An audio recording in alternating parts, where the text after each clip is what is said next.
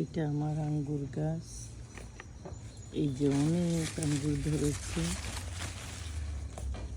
অনেক।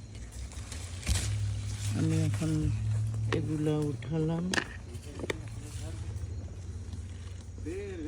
একটু সিডস আছে ভিতরে, বিচি আছে।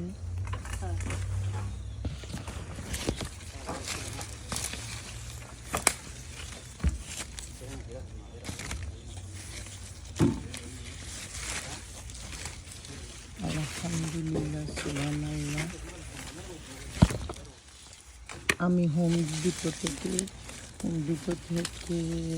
5 টাকা দিয়ে একটা গাছ কিনে আনছিলাম 3 বছর আগে।